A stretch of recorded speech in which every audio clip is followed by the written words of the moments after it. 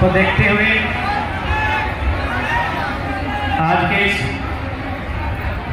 चौहान विद्रोह के महानायक शहीद रघुनाथ महतो की स्मृति में आयोजित इस जनसभा में जितने भी लोग उपस्थित हुए हैं, जो आयु में हमसे बड़े हैं उन सभी को एक साथ प्रणाम करते हैं और जो आयु में हमसे छोटे हैं उनको आशीष देते हैं। आज जैसा कि संचालक महोदय ने कहा कि वक्ता आज का इस जनसभा का उद्देश्य क्या है, उसी उद्देश्य से हम लोग बात करेंगे। हमारे पास वक्ताओं की लिस्ट बहुत लंबी है, अतः समय की सीमा को ध्यान में रखते हुए मैं अपनी बातों को आज काफी संक्षेप में रखूंगा। आज की जनसभा का उद्देश्य है सम्मान और पहचान। सम्मान किनके लिए? सम्मान जिन्होंने इस राज्य को अलग किया हो, चाहे इस देश को अलग किया हो, जिन्होंने हंसते हुए अपने प्राणों का बलिदान दिया है, उनके लिए सम्मान। आज सम्मान हम चाह रहे हैं चौहान विद्रोह के महानायक और भारत देश के प्रथम स्वतंत्रता सेनानी रघुनाथ महतो। इतिहास के पन्नों में भारत सरकार के पास जितने भी दस्तावेज हैं, अगर उन दस्तावेजों में शहीदों की सूची को खंगाला जाए तो रघुनाथ महतो के शहादत की तिथि सन 1778 दर्शाई जाती है। क्या उससे पहले कोई भी शहादत इस भारतवर्ष में दी गई है? क्या उससे पहले कोई भी शहादत इस भारत की माटी में दी गई है?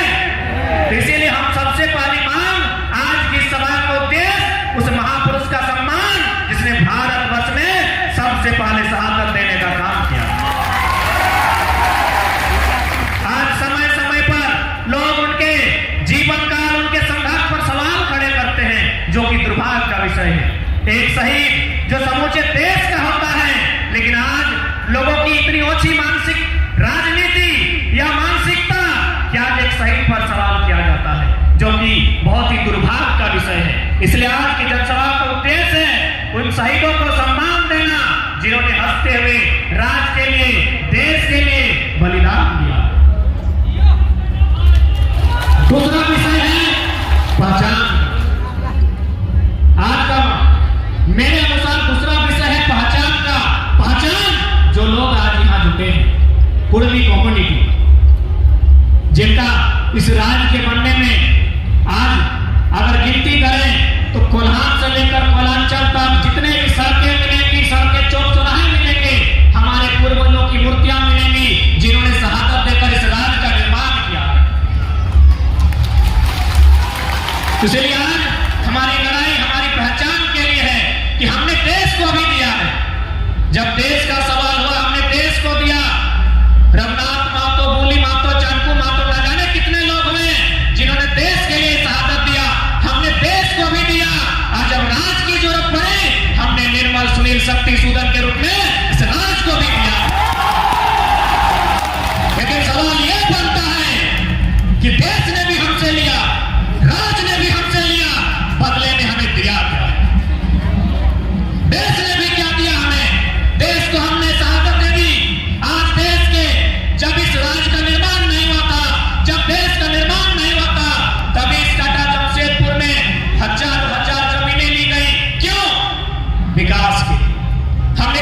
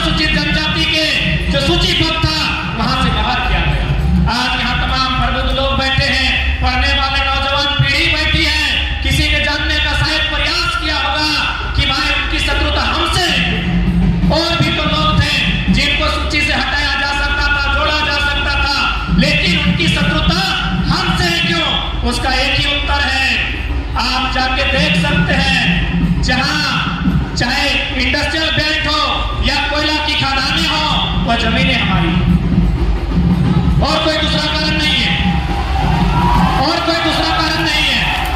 धनबाद, बोकारो से रांची, रामगढ़ या टाटा जमशेदपुर को ले लीजिए, वो मैक्सिमम जमीनें हमारी है। इसीलिए आज सूचीबद्ध से बाहर करने का सबसे बड़ा परिणाम और सबसे बड़ी साजिश ये भूखंड का हमारा मालिक है। इसलिए आज हम अपनी आने वाली पीढ़ी को क्या देकर जा सकते हैं?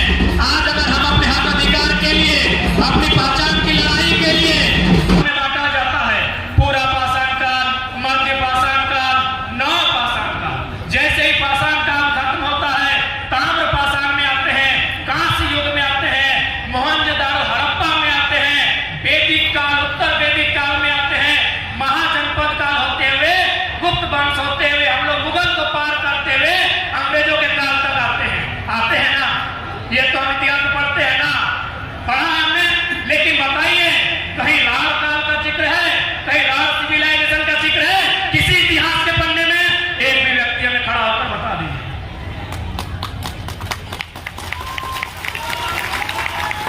तो यदि लाल सिविलाइजेशन का कहीं जिक्र नहीं है, तो क्या हमारे दादा परदादा जो हमको बताते थे हमें लाल लोग लगे, क्या ये गलत है? इसका मतलब हमारे पुरखे बताते थे, जो अनपढ़ थे, जिनको स्कूल कॉलेज से मतलब नहीं, वे लोग हमको बताते थे कि हमारी राल लोग लगे। तो भाई राल सिविलाइजेशन होना चाहिए, राल सभ्यता होना चाहिए, राल काल होना चाहिए।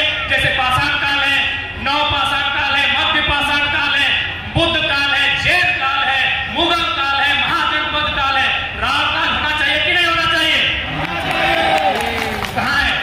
किसी इतिहास के पन्ने में राल सिविलाइजेशन का जिक्र है? यानी सबसे पहले चालाक लोगों ने क्या किया? हमारी सभ्यता को इतिहास में कहीं स्थान नहीं।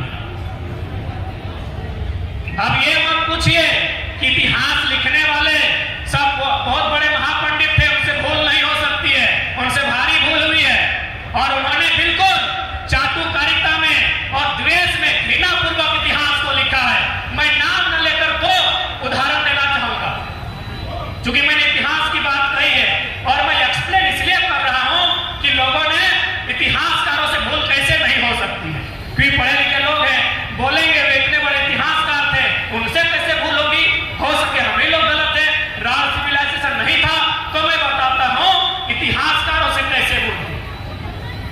एक राजा का नाम आता है, कहा जाता है कि उस राजा ने, मैं नाम इसलिए नहीं लूंगा क्योंकि लोग जाति धर्म से जोड़ देंगे, उसके बारे में कहा जाता है कि उस राजा ने भारत में जब आक्रमण किया था तो तोप के गोले से आक्रमण किया था, तोप के साथ।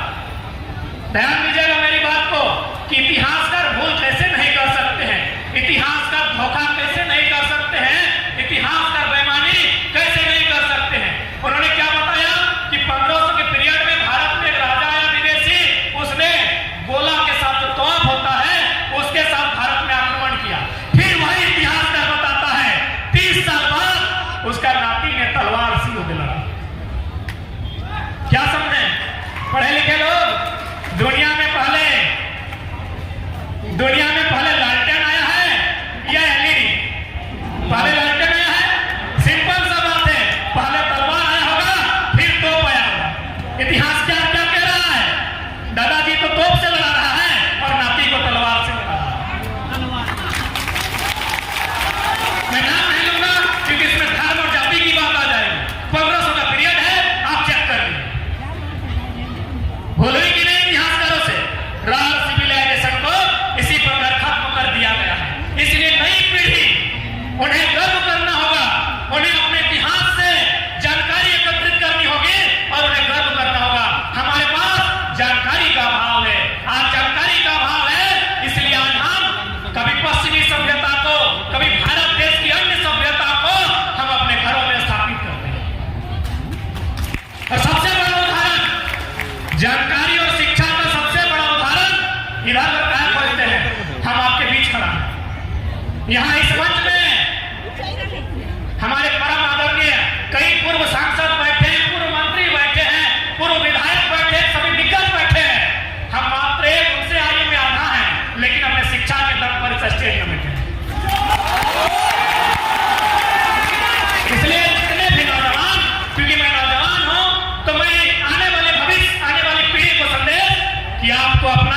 इतिहास को समझना होगा कि क्यों साजिश के तहत हमें लिटाया गया।